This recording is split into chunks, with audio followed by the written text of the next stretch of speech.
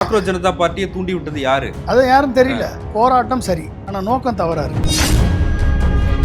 இல்ல அப்பனா மோடி அதை அட்ரஸ் பண்ணிருப்பார்ல. மோடி ஏன் வாய் திறக்க மாட்டாருன்னு நம்ம கேட்க அது ஒரு லெவலுக்கு பாயில் ஆகிற வரைக்கும் விட்டு பிடிப்போம். சிஜேபி இன்னொரு பார்ட்டியாக கூட தேர்ட் பார்ட்டியாக கூட வர்றதுக்கு வாய்ப்பு இருக்கு.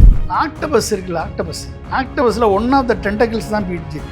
இல்ல அது அதுல டிவிக்கேவும் இருக்கா? திமுக எம்எல்ஏக்களை கைது செய்யற விஷயங்கள் எப்படி பாக்குறீங்க? ஒரு படலம் மாதிரி தொடருது. இது முதல் பழி நான் தான். ஆட்சிக்கு வர்றதுக்கு முன்னாடியே உங்க மேலதான் குறி வச்சாங்க. வழக்கு எடுப்பாங்க. அப்புறம் கொத்து பரோட்டா போட்ட ஸ்டாலின் சாரை வந்து கண்டதண்டமா வெட்டி போட்டுருவேன்னு சொல்லாரு. அதுக்கு அர்த்தம் அதுதான் அப்படின்னு சொல்லி இவங்க போடுறாங்கன்னு வச்சுக்கோங்க. கேஸ் நிற்குமா நிற்காதா? கேஸ் வாதாடணுமா வாதாட மாட்டாங்களா? ஆடுவாங்க. அப்புறம் இப்படியே கேஸ் மாற்றி என்ன சார், ஏதாவது ஆட்சி நடத்துங்க. காட்சி நடத்திக்கிட்டே இருக்கீங்க. காட்சி வரப்போகுது சார். என்ன காட்சி? 23ஆம் தேதி ஜனநாயகன் படம் வருது. அது அந்த படம். அது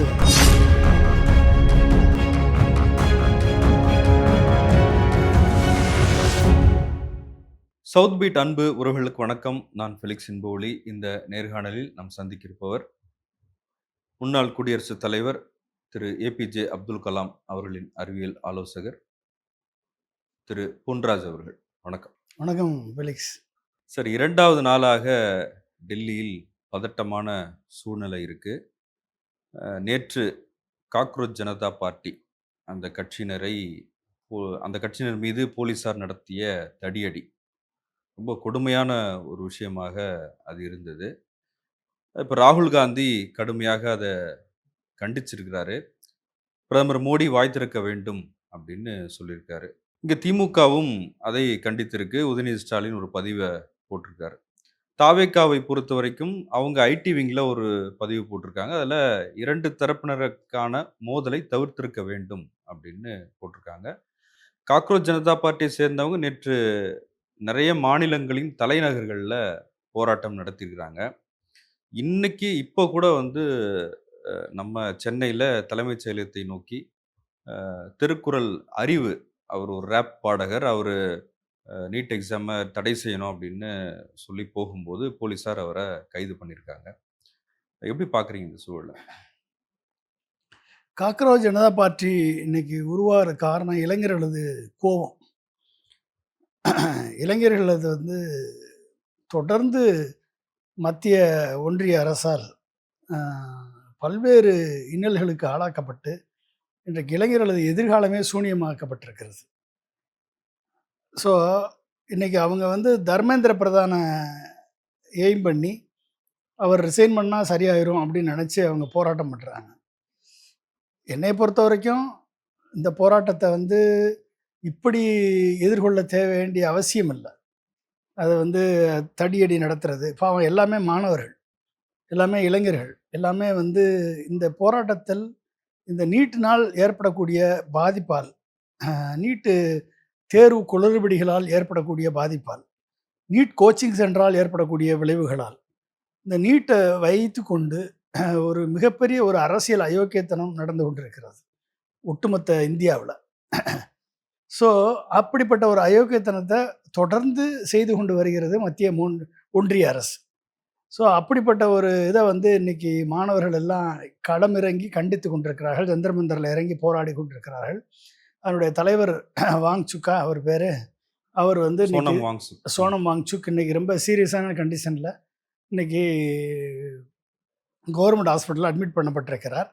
தொடர்ந்து 1 மாதமாக ஒரு அறப்போராட்டத்தை நடத்தியும் என்ன ஏது என்று கூட கண்டுக்காத மோடி அரசு இன்னைக்கு வந்து மாணவர்கள் பார்லிமெண்ட்டை முற்றுகையிட வருகிறார் என்று தெரிந்தவுடன் இன்றைக்கு தடியடி நடத்தி சிஎஸ்எஃப் வீரர்களை வைத்து தண்ணீர் பீச்சி அடித்து கண்ணீர் குண்டுகளை வீசி அவர்களை கலைத்திருக்கிறது மிகவும் வன்மையாக கண்டிக்கத்தக்கது. மாணவர்கள் இளைஞர்களது கோபத்தை தொடர்ந்து சம்பாதித்து கொண்டு வருகிறது மோடி அரசு. எனவே வந்து என்னையை பொறுத்த வரைக்கும் கேட்டிங்க அப்படின்னா, தமிழ்நாட்டிலையும் நம்ம தான் அதிகமாக போராட்டம் நடத்தியிருக்கோம் நீட்டுக்கு அகைன்ஸ்டாக. இன்னைக்கு திருக்குறள் நடத்திருக்காங்க? அறிவு, திருக்குறள் அறிவு. திருக்குறள் அறிவு. அவர் ஒரு திருக்குறள்னு ஒரு ஆல்பம் ஒன்று ரிலீஸ் பண்ணாரு. அவரா? அவர் போராட்டம் பண்றாரு. அப்ப இவர்கள் எல்லாம் வந்து இது மட்டும் இல்லாமல் எஸ்எஃப்ஐயில் நீட்டுக்காக ஆமா போராடின பண்ணாங்க. மாணவர்களே வந்து தாவேக அரசு அடித்து தானே துன்புறுத்தியது. அப்போ எல்லா அரசுகளுமே வந்து மாணவர்களது எண்ணங்களுக்கு விரோதமாக மாணவர்களது மருத்துவ கனவுகளை பொசுக்குவதாக மிகப்பெரிய ஒரு படிப்பையே ஒரு காஸ்ட்லியான ஒரு படிப்பாக. இல்ல இப்ப இந்த போராட்டத்த பொறுத்தவரைக்கும், இப்ப டெல்லியில ராகுல் காந்தி அது கடுமையா கண்டிக்கிறாரு. இப்ப ஆனா கேரளா தலைநகர் திருவனந்தபுரத்துல போராட்டம் பண்ணாங்க. ஹைதராபாத்ல, தெலுங்கானால போராட்டம் பண்றாங்க. அங்கெல்லாம் காங்கிரஸ் ஆட்சி தான் நடக்குது. அவங்களும் தண்ணீர் பீய்ச்சி அடிக்கிறாங்க. இப்ப அங்கேயும் எதிர்ப்பு இருக்க தானே செய்யுது. எல்லா இடத்துலையும் ஆளுகின்ற அரசுகள் வந்து இந்த போராட்டத்தை இப்படி தான் ஹேண்டில் பண்ணுறாங்க. அப்போ ஆளுகிற அரசில் வித்தியாசம் கிடையாது, எந்த வித்தியாசமும் கிடையாது. அப்போ நீங்கள் வந்து இது மத்திய அரசை எதிர்த்து நடக்கக்கூடிய போராட்டம். இப்போ நீங்கள் தமிழ்நாட்டில் வந்து ஜல்லிக்கட்டு போராட்டம் நடந்துச்சு. ஒரு வாரம் வந்து அதை அலோவ் பண்ணாங்க. அதனால் தமிழ்நாடு முழுக்க மிகப்பெரிய ஒரு போராட்டம் நடந்தது. ஆனால் கடைசி நாளில் வந்து ஒடுக்கப்பட்டார்கள். போலீஸ் அராஜகம் எல்லை மீறியது, அடித்து நொறுக்கப்பட்டார்கள். இல்ல அது கூட சார் அன்ஆர்கனைஸ்டு போராட்டம் அது. புரொடெஸ்ட் அது. ஆனா இங்க பார்த்தீங்கன்னா, இது அப்படி இல்ல அப்படின்னு சொல்றாங்க. இது பல நாள் பிளான் பண்ணி ஏதோ ஒரு மோடி அரசுக்கு எதிராக ஒரு சதியை யாரோ பின்னியிருக்கிறாங்க. மோடி அரசுக்கு எதிராக சதி பின்னணும்? தர்மேந்திர பிரதான் செய்தது தவறு. ம். அந்த தவறை அவங்க வந்து மறுபடியும் இன்னொரு எக்ஸாம் வச்சு திருத்திக்கிட்டாங்க. அதை எப்படி திருத்துவாங்க? ம். அதை எப்படி திருத்துவாங்க? நீங்க எத்தனை வட்டம் தான் தவறு பண்ணுவீங்க? தொடர்ந்து தவறு பண்ணிட்டே வருவீங்களா நீங்க? என்டிஏன்ற ஒரு எக்ஸாம் வச்சுக்கிட்டு. தொடர்ந்து ஒரு எக்ஸாம் கூட நடத்த முடியாத அளவுக்கு இல்ல அதற்காக வன்முறையில போய் முடியிற ஒரு போராட்டம். அவங்களும் கல்லெடுத்து அடிச்சிருக்கிறாங்க. நாடாளுமன்றத்தை முற்றுகையிடும்னு சொல்றாங்க.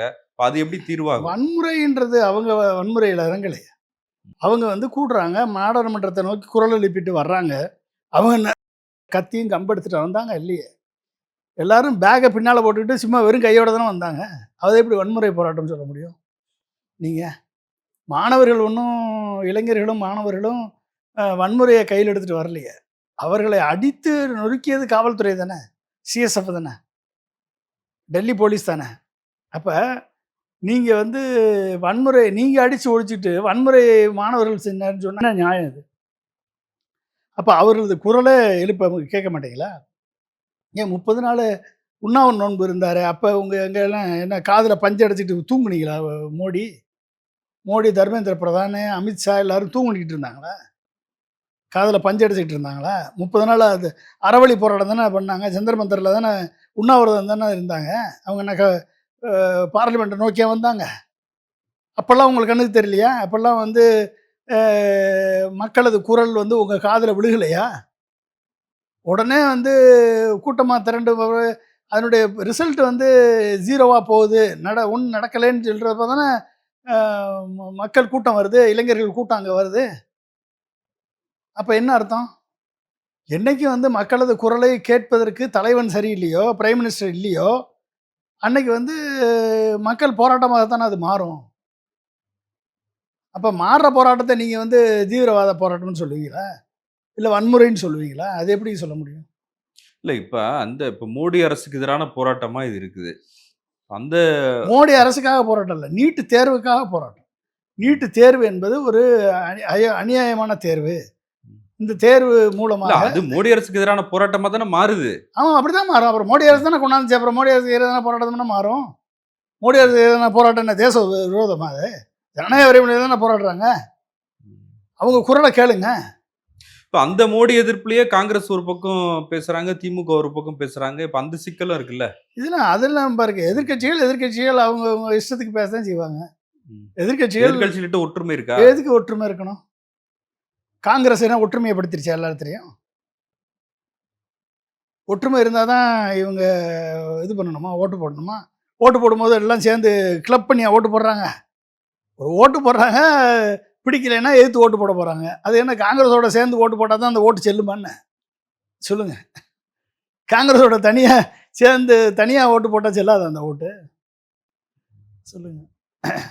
இல்லை இப்போ நேபாள் நடந்தா மாதிரி, ஸ்ரீலங்காவில் நடந்தா மாதிரி அப்படி ஒன்று ஏற்படுத்த நினைக்கிறாங்க, யாரோ சதி செய்கிறாங்க அப்படின்னு சொல்கிறாங்களே. அதுக்கு பேர் சதி இல்லைங்க.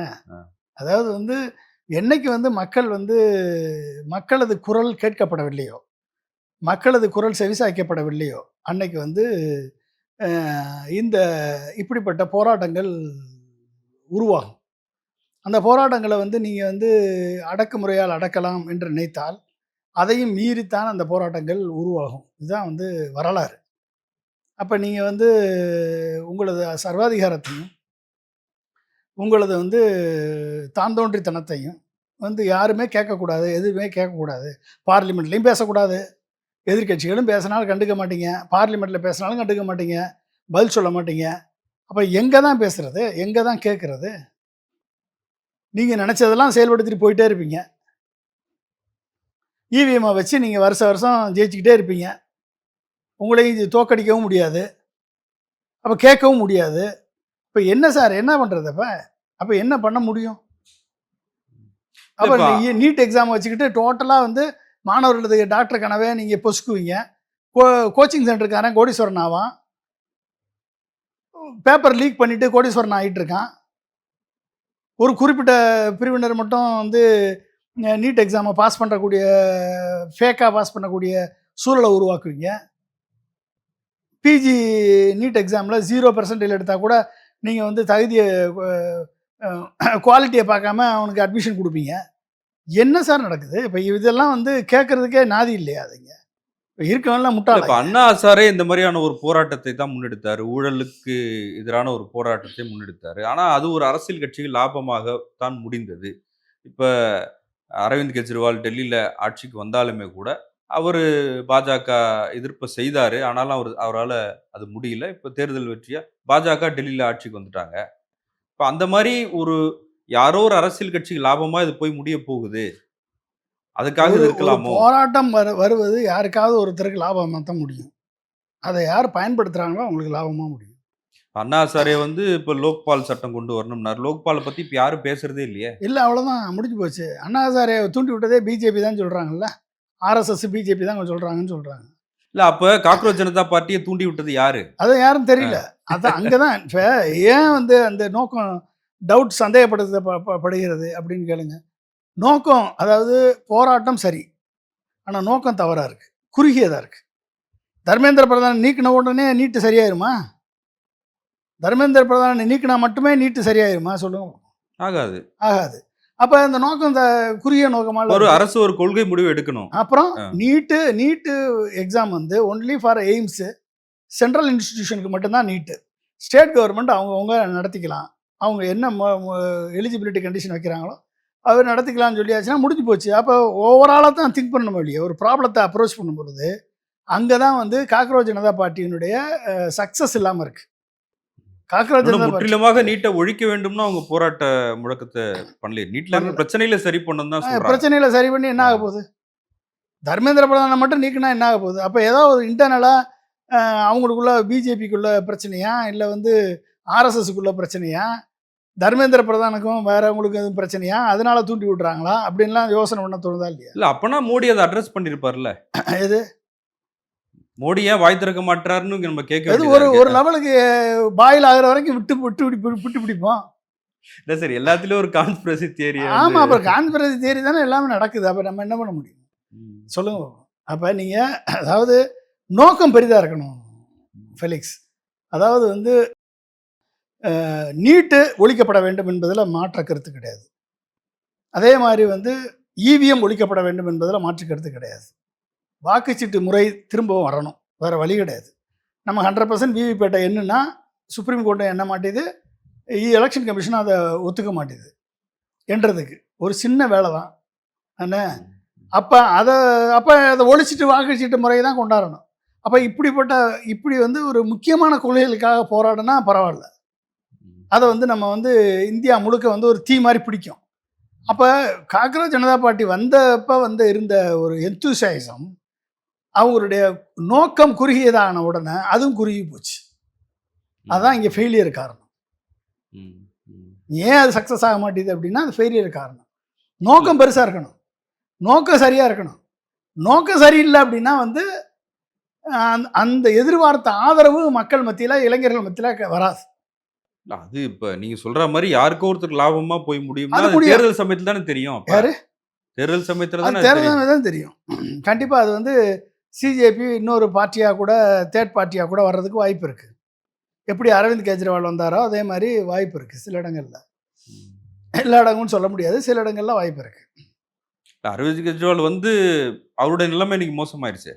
ஆமாம், வர்ற மெத்தேடு சரியில்லைங்க. வர்ற மெத்தேடு யார் மூலமாக வந்தீங்க, எப்படி வந்தீங்க, எதை சொல்லி வந்தீங்க அப்படின்றதுல தெளிவாக இருக்கணுமா இல்லையா? இப்போ எந்த மது கம்பெனி வந்து அரவிந்த் கெஜ்ரிவாலை வச்சு மது கம்பெனியை வச்சு அரவிந்த் கெஜ்ரிவாலை வந்து ஊழல் குற்றச்சாட்டுக்கு உள்ளாக்கி ஜெயிலில் பிடிச்சி போட்டாங்களோ அதே மது கம்பெனி தான் வந்து நம்ம தமிழ்நாட்டில் ரெஸ்டோ பாருக்கு வருது அப்படின்னு கேள்விப்படுறேன் நான்.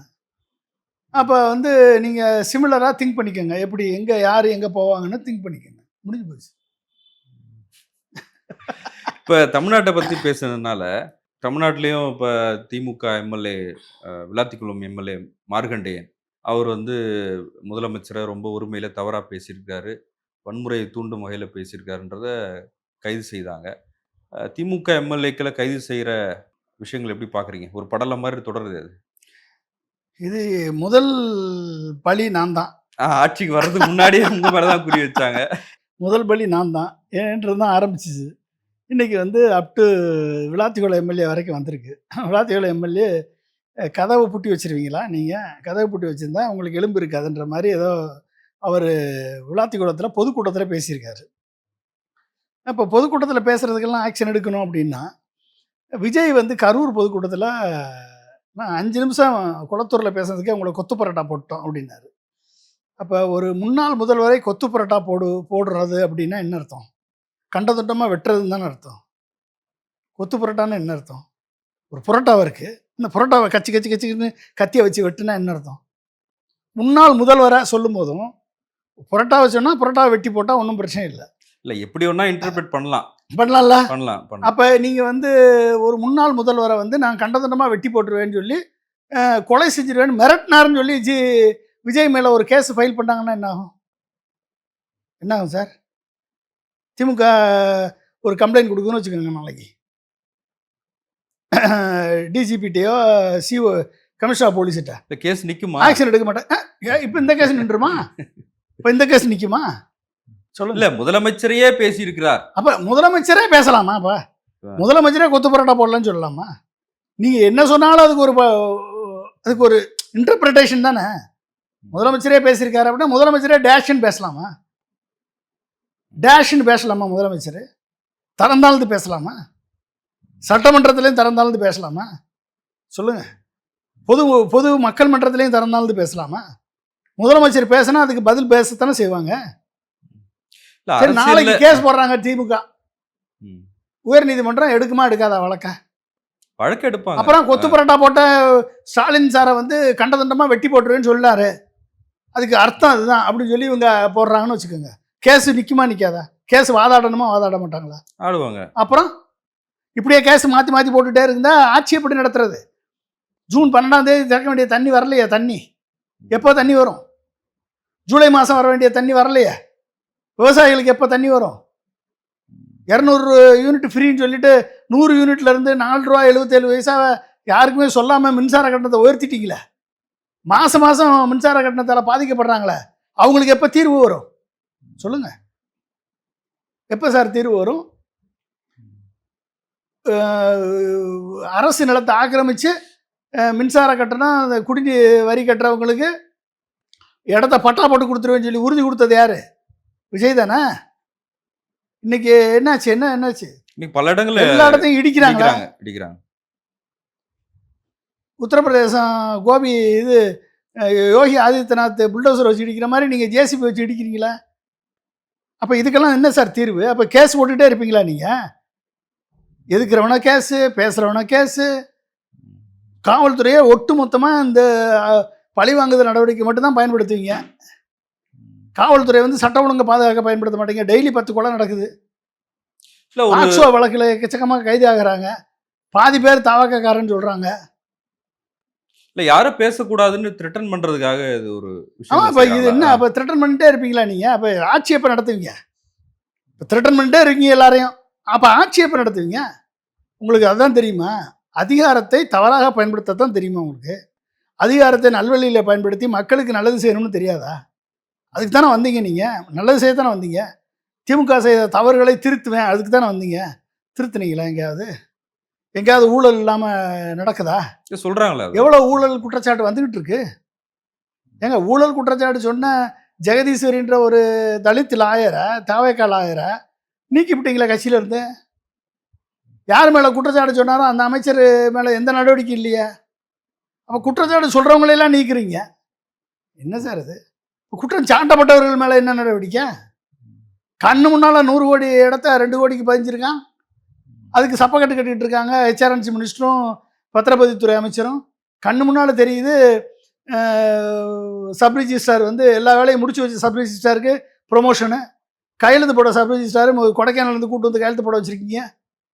அதை வெளியே சொன்னவர் இது வரைக்கும் இன்ன வரைக்கும் அரெஸ்ட் பண்ணவே இல்லை சார். அதை வெளியே சொன்னார்ல ஒருத்தர், அவரை கைது பண்ணிட்டாங்க. அவரை கைது பண்ணிட்டீங்க, வெளியே சொன்னவங்கள கைது பண்ணிட்டீங்க. அப்போ எவன் தப்பு பண்ணானா அவனை கைது பண்ண மாட்டீங்க. அப்போ சுட்டி காட்டுறவனை கைது பண்ணுறீங்க. உங்கள் தவறுகளை வந்து சுட்டி காட்டக்கூடிய யூடியூபர்ஸை கைது பண்ணுறீங்க, அரசியல் விமர்சகர்களை கைது பண்ணுறீங்க, பத்திரிகையாளர்களை கூட்டு வச்சு மிரட்டுறீங்க, கைது பண்ணுறீங்க, சட்டமன்ற உறுப்பினர்களை கைது பண்ணுறீங்க. என்ன சார் நடக்குதுங்க? ஆட்சி முதலமைச்சருக்கு தெரியாம கூட அதெல்லாம் நடக்கலாம். அதிகாரிகள் சில பேர் விசுவாசத்தை காட்டலாம். எல்லா குற்றமும் போலீஸ் துறை தானே செய்ய வைக்கிறீங்க. அதிகாரிகள் அவங்களோட விசுவாசத்தை காட்டுறதுக்காக அதிகாரிகள் விசுவாசிகள் என்ன தெரியாம நடத்திடுவாங்களா? அப்போ முதலமைச்சர் கண்ட்ரோலே கிடையாதா? முதலமைச்சருக்கும் தமிழ்நாட்டுக்கு சம்மந்தம் இருக்கா இல்லையா? அதை சொல்லுங்க. சம்மந்தம் இருக்கா இல்லையா? இருக்கா? போலீஸ் துறை அவர்கிட்ட தானே இருக்கு. அப்படின்னா அவர் தானே பொறுப்பு. என்ன சார், ஏதாவது ஆட்சி நடத்துங்க. காட்சி நடத்திக்கிட்டே இருக்கீங்க. அடுத்த மேல வழக்கு போடுறது ஒரு பெரிய சாதனை சரித்திரம் அது. சொல்லுங்க. காட்சி வரப்போகுது சார். என்ன காட்சி? 23ஆம் தேதி ஜனநாயகன் படம் வருது இல்ல? அது அந்த படம். அது இப்போ ஜனநாயக படத்தை எல்லாரும் லீவ் போட்டு பார்த்து புலகாங்கிதம் அடைய வேண்டியதான். அதுல முதலமைச்சர் நடிக்கும். அப்பா அதுல பெரிய கிரீடம் வேணா, ஆஸ்கார் அவார்டு வேணா ரெக்கமெண்ட் பண்ணுங்க. அதுக்கு நம்ம இப்போ நோபல் பிரைஸ் கமிட்டி சேர்மன் வந்து வைகோ தான். அவர் தான் Nobel prize committee chairman. Nobel prize கொடுக்கறதுக்கு அவர் தான் சேர்மனாக போட்டிருக்காங்க. அதனால் அவர் நோபல் பிரைஸ் கூட வாங்கி கொடுக்கலாம் முதல்வருக்கு. செஞ்சால் செய்வார் அவர். இல்லை, அரசியல் ஒரு குழப்பமான சூழ்நிலை எட்டியிருக்குன்னு நினைக்கிறீங்களா? ஏன்னா டெல்லியிலையும் ஒரு ஒருங்கிணைப்பு இல்லை, தமிழ்நாட்டிலையும் வந்து இப்போ நீங்கள் சொல்கிற மாதிரி கூட்டணி கட்சிகள்லாம் தாவேகா பக்கம் போயிட்டாங்க. பாஜக எதிர்ப்பு பேசுறது அப்படின்றதே இப்போ அவசியம் இல்லை, தேவையில்லைன்ற மாதிரி மாறி. என்னைக்கு ஒருங்கிணைப்பு இருந்துச்சு டெல்லியில் சொல்லுங்க? திமுக கூட இருந்தது வரைக்கும் அது ஒருங்கிணைப்பு மாதிரி தெரிஞ்சது. திமுக முதுகுல குத்திட்டு 2 சீட்டு வந்த உடனே மினிஸ்டர் பதவி வேணும்னு சொல்லி முதுகுல குத்திட்டு என்னைக்கு காங்கிரஸ் ஓடிச்சோ சார். 5 சீட்டு சார். 5 சீட்டு எது காங்கிரஸுக்கு? 5 சீட்டு இல்லை. எது 2 சீட்டா? ஆமா. என்ன 5 எம்எல்ஏ இல்லை காங்கிரஸுக்கு? 5 எம்எல்ஏ, 2 எம்எல்ஏ அமைச்சரா இருக்காங்க. 2 பேரும் மினிஸ்டருக்கு தானே ஓடிச்சு. என்னைக்கு அன்னைக்கு ஓடிச்சோ அன்னைக்கே வந்து அந்த ஒட்டுமொத்த இந்தியா கூட்டணியே உடஞ்சி போச்சு. அவ்வளோதானே, முடிஞ்சு போச்சு. நீ என்ன இந்தியா கூட்டணின்னு ஒன்று இருக்கான்னு சொல்லுங்க. இல்லை, அப்போ மோடி எதிர்ப்புன்றது ஒன்று அவசியம் இல்லாத மாதிரி மாறிடுச்சு இல்லை? நீங்கள் ஒன்று நல்லா புரிஞ்சுக்கோங்க. தமிழ்நாட்டில் சொல்கிறேன். நீங்கள் தமிழ்நாடு எடுத்துக்கங்க. மோடி எதிர்ப்பு அப்படின்றத வந்து நம்ம வந்து எப்படி பார்க்குறோம் அப்படின்னா, மோடி எதிர்ப்பு அப்படின்றது மோடியினுடைய மதவாதம், ஜாதியவாதம், மொழி திணிப்பு, இந்த மாதிரி அது கல்வி மருத்துவ உரிமைகளை பறிப்பது, மாநில சுயாட்சியை பறிப்பது, இந்த மாதிரி செயல்களில் வந்து தொடர்ந்து ஈடுபட்டு கொண்டு வருகிறது மோடி அரசு. இது இந்தியாவில் மட்டும் நீங்கள் பார்த்தீங்கன்னா பிஜேபி தான் நம்மளுக்கு எதிரின்னு தெரியும். ஆனால் பிஜேபி வந்து ஆக்டபஸ் இருக்குல்ல, ஆக்டபஸில் ஒன் ஆஃப் த டென்டக்கிள்ஸ் தான் பிஜேபி. ஆக்டபஸ் வந்து உலகத்தையே சூழ்ந்திருக்கு. வலதுசாரி இயக்கம் ஒட்டுமொத்த உலகத்தை சூழ்ந்திருக்கு. புரிஞ்சுட்டீங்களா? இதில் ஒரு இலை தான் பிஜேபி. இப்போ பிஜேபி எதிர்ப்பு என்பது மட்டுமே இங்கே கிடையாது, மொத்தமாக அதை புரிஞ்சுக்கணும் நம்ம. இல்லை, அதில் டிவிகேவும் இருக்கா? எது? அதில் டிவிகேவும் இருக்கா? டிவிகே ப்ராக்சி தானே, பிஜேபியுடைய ப்ராக்சி தானே. அது ஒட்டுச்சதை தானே அது. அந்த ஒரு டென்டக்கிள்ஸில் ஒட்டுச்சதை டிவிகே. டிவிகே வந்து ப்ராக்சினுடைய, பிஜேபியுடைய ப்ராக்சி கவர்மெண்ட் தானே டிவிகே கவர்மெண்ட். அப்புறம் நீங்கள் என்ன? அப்போ இங்கே பிஜேபி வந்து ஒரு ஒரு இங்கே தமிழ்நாட்டில் தியாகம் பண்ணியிருக்கு. பிஜேபியை தியாகம் பண்ணி தாவேக்காவை உருவாக்கியிருக்கு. அவ்வளோதான். இதை புரிஞ்சுக்கலாம் அப்படின்னா நம்ம அரசியலை புரிஞ்சுக்கலன்னு அர்த்தம். இப்போ பிஜேபி எதிர்ப்பு தான் தாவேக்கா எதிர்ப்பு. தாவேக்கா எதிர்ப்பு தான் பிஜேபி எதிர்ப்பு. பிஜேபி எதிர்ப்புன்றது இப்போ தாவேக்கா எதிர்க்கிறது தான் பிஜேபி எதிர்ப்பு. இல்லை, சிறுபான்மையினர் நலன், சமூக நீதி அரசு, என்ன பெரியார் அம்பேத்கர் கொள்கை தலைவர்கள், என்ன சிறுபான்மை அதெல்லாம் வந்து குர்பானிக்கு தடை விசார எதிர்த்து கேஸ் போட்டாங்களா? ஓபிசி ரிசர்வேஷன் வந்து எம்பிசி முஸ்லீம்ஸுக்கு இருக்கக்கூடிய அதெல்லாம் மேல்முறையீடு ஜீவோ போயிருக்காங்க சார். மேல்முறையீடு என்ன ஜீவோ போடுறத இன்னொரு ஜீவோ போட வேண்டியதுதானே? எதுக்கு மேல்முறையீடு போகிறீங்க? இன்னொரு ஜீவோ போட வேண்டியதுதானே சார்? ஏன் மேல்முறையீடு போகிறீங்க? ஏன் வாதாடலை சொல்லுங்க. சிறுபான்மையினர் நலன் இல்ல, அவங்க தான் சொல்லிட்டாங்களா சார், சரி, எங்களுக்கு எதிரி திமுக தான். 20,000 கிறிஸ்டியன் ஆர்கனைசேஷனை FCRல இருந்து ரிமூவ் பண்ணிட்டாரு மோடி. எடுத்து போராட மாட்டீங்களா? எல்லா கிறிஸ்டியனும் உங்களுக்கு தானே சப்போர்ட் பண்ணாங்க. தமிழ்நாட்டில் இருக்கக்கூடிய கிறிஸ்டியன் ஆர்கனைசேஷன் FCRை ரிமூவ் பண்ண எல்லா கிறிஸ்டியன் ஆர்கனைசேஷன் NGOக்கு திரும்பி வாங்கி கொடுத்துட்டாரா எவர் விஜய் வாங்கி கொடுத்துட்டாரா FCR ரெஜிஸ்ட்ரேஷனை இவர் ஆட்சிக்கு வந்த உடனே? நாடாளுமன்றத்தில் தாவேக்காவே இல்லையே. எதுக்கு தாவேக்கா இருக்கணும் நாடாளுமன்றத்தில்? அவங்க அந்த சட்டம் கொண்டு வந்தா எதிர்த்து வாக்களிக்கலாம். எதிர்த்து எங்கே வாக்களிப்பீங்க? உங்களுக்கு நீங்கள் தான் அவங்களால உருவாக்கப்பட்ட கட்சி தானே சார். என்ன சொன்னார் அர்லேக்கர்? குதிரை பேரத்தை அளவு பண்ண மாட்டேன்னு சொன்னார். இப்போ குதிரை பேரம் தான் நடக்குது.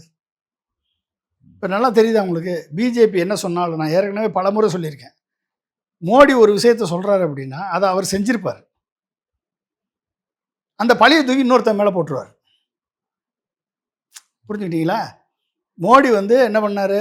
தமிழ்நாட்டில் இருக்கவங்க பீகாரிகளை அடித்து துன்புறுத்தினார்கள் அப்படின்னு பீகார் எலெக்ஷனில் போய் சொன்னார். ஆனால் அடித்து துன்புறுத்த தமிழ்நாட்டை துன்புறுத்துச்சு.